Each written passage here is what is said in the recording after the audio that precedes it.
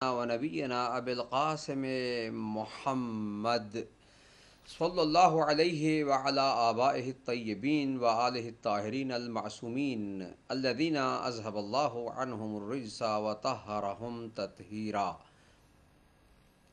أما بعد فقد قال سبحانه وتعالى في كلامه الأعلى: بسم الله الرحمن الرحيم إن الدين عند الله الإسلام صدق اللہ العلی العظیم.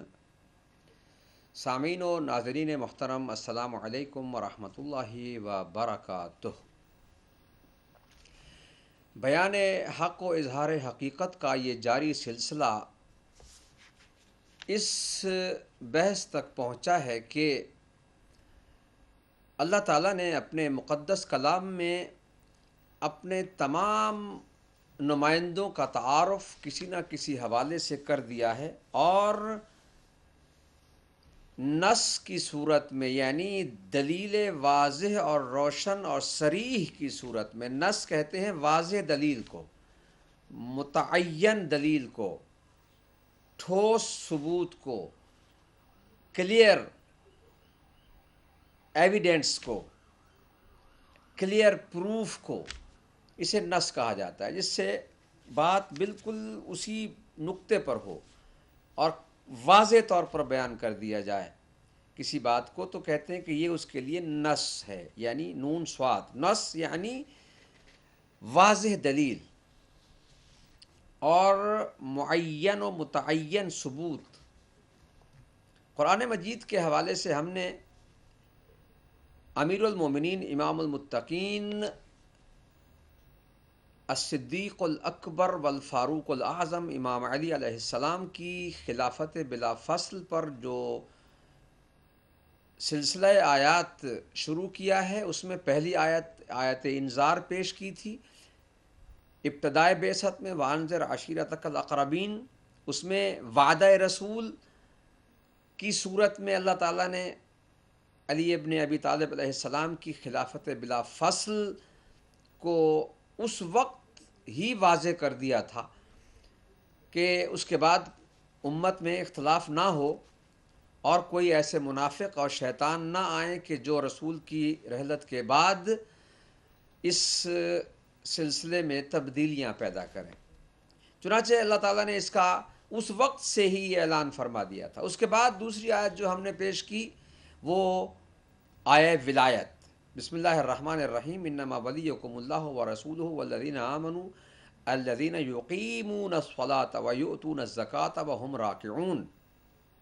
سورہ مبارکہ مائدہ کی آیت نمبر 55. ہم نے یہ اس سلسلے میں کچھ بحث پہلے کی ہے کہ اس آیت سے علمی، ادبی اور تفسیری اور حدیثی اور روایتی دلائل سے ثابت ہوتا ہے کہ یہاں الذین آمنوا سے مراد علی ابن ابی طالب علیہ السلام ہیں، اور اس پر تمام مفسرین کا اتفاق ہے کہ یہ آیت اس وقت نازل ہوئی جب امیر المومنین علی علیہ السلام نماز پڑھ رہے تھے، اور انہوں نے حالت رکوع میں ایک سائل کے جواب میں انگوٹھی دی، اور اللہ تعالیٰ نے اس پر آیت نازل فرما کر اپنی، رسول اللہ کی اور علی ابن ابی طالب علیہ السلام کی ولایت کو ایک ساتھ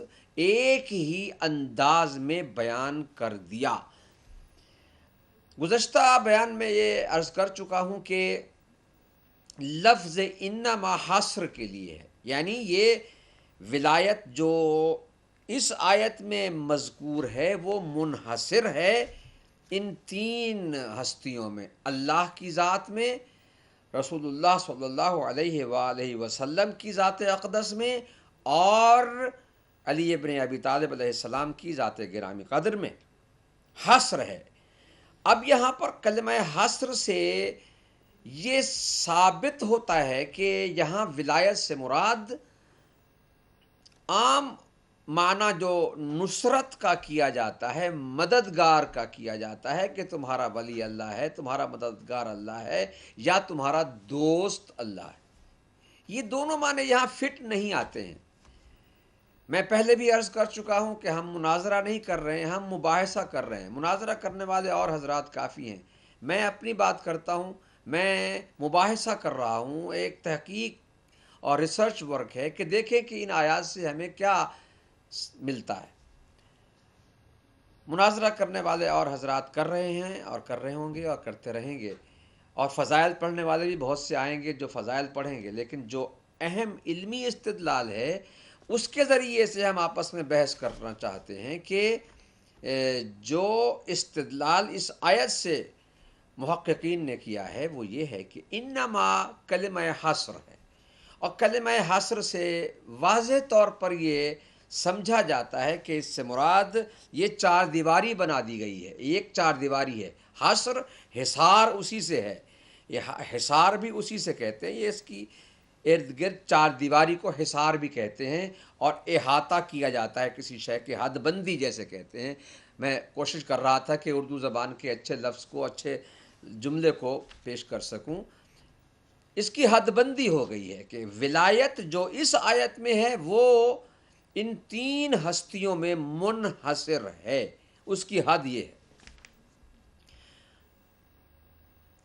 انما ولیکم اللہ، تمہارا ولی اللہ ہے.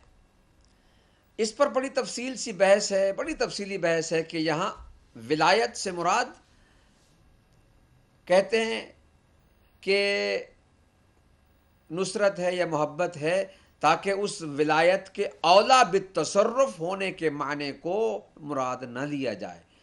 یہ بعض حضرات کی کوشش ہوتی ہے، یعنی دشمنان اہل بیت کی، اور وہ منافق کے جو یہ کوشش کرتے ہیں کہ اور کر رہے ہیں کہ کسی طرح سے نص کو ثابت نہ ہونے دیں، کیونکہ ان کی اسی کوشش کے نتیجے میں شاید وہ یہ سوچ رہے ہوں کہ لوگوں کو گمراہ کر لیں گے. لیکن الحمدللہ ہمارے اس بیان حق کے نتیجے میں حقیقت کا اظہار ہوتا چلا جا رہا ہے، اور لوگ پہچانتے جا رہے ہیں کہ جھوٹ کہاں ہے. یہ لوگ جو آئے دن جھوٹ بنا بنا کر کبھی راویوں پر اعتراض کرتے ہیں، کبھی اپنے امام زہری کو امام کہتے ہوئے بھی اس پر اعتراض کرتے ہیں. ام المومنین جناب صدیقہ کبریٰ کا نام کہتے ہیں کہ یہ ان پر بھی اعتراض کرتے ہیں. انہیں خود ہی کہتے ہیں یہ صدیقہ ہیں، ام المومنین ہیں، پھر بھی اعتراض کرتے ہیں. معلوم نہیں کہ یہ الفاظ کی قیمت ان کے ہاں کیا ہے. ہم جسے صدیقہ کہتے ہیں الحمدللہ ان کے کسی قول پر ہمیں اعتراض نہیں ہے، کسی بات پر شک نہیں ہے، اس کے بارے میں ہم سوچ بھی نہیں سکتے ہیں. وہ صدیقہ طاہرہ مطہرہ فاطمۃ الزہرا سلام اللہ علیہا کی کسی بات پر ہمیں شک نہیں ہے. میں نے سنا ہے کہ کچھ دن پہلے منافق نے یہ کہا ہے کہ ہم تو حضرت عائشہ کی بات بھی نہیں مانتے ہیں کہ انہوں نے کہا ہے کہ وہ پیغمبر اکرم نے فرمایا کہ رائے تو ربی، میں نے پروردگار کو دیکھا ہے، لیکن میں نہیں مانتا ہوں. حضرت عائشہ کی بات کو بھی ہم نہیں مانتے ہیں کیونکہ یہ ٹکرا جاتی ہے حدیث رسول کے ساتھ. بھئی اس معیار کو جو صداقت کا معیار ہے اسے برقرار رکھیں. صدیقہ ہو تو فاطمۃ الزہرا جیسی ہو کہ جن کے کسی قول پر شک نہیں، ہر بات مطابق قرآن ہے، ہر بات مطابق حدیث رسول ہے، اسے ایک صدیقہ کہتے ہیں. آپ تو ام المومنین عائشہ صاحبہ کو مشکوک بنا رہے ہیں. وہ بی بی ہمارے نزدیک اس لیے بھی ام المومنین کے حوالے سے